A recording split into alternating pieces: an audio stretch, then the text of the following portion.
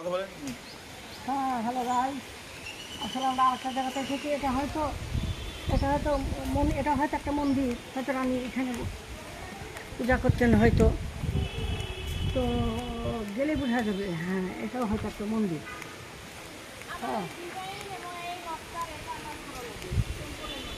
হ্যাঁ, সামনে দিকে বোঝা যাবে।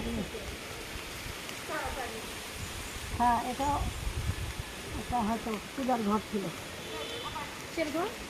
পূজা মনে হয়। এটা জি, দরজা কই? ওই পাশে দরজা আছে। এটা হচ্ছে রানীর ব্যক্তিগত বোধ হয় পূজার ঘর ছিল এটা।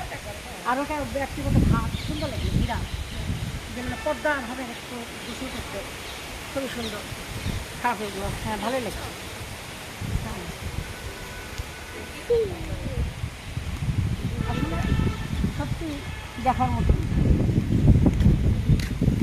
এগুলো এগুলো সংরক্ষণ করা দরকার, নাহলে হয়তো কালের বিবর্তন এক সময় ধ্বংস হয়ে যাবে। এই জন্য যেভাবে প্লাস্টার করা দরকার, রং করা দরকার, সেভাবে রং করেনি, কিন্তু করা উচিত। তাহলে হয়তো আরও 100 বছর টিকে যেতে পারে বা 200 বছর টিকে যেতে পারে। কিন্তু যেভাবে এই যেখান থেকে দেখা যাচ্ছে মন্দিরের মাথা, হ্যাঁ মন্দিরে ঠিক আছে।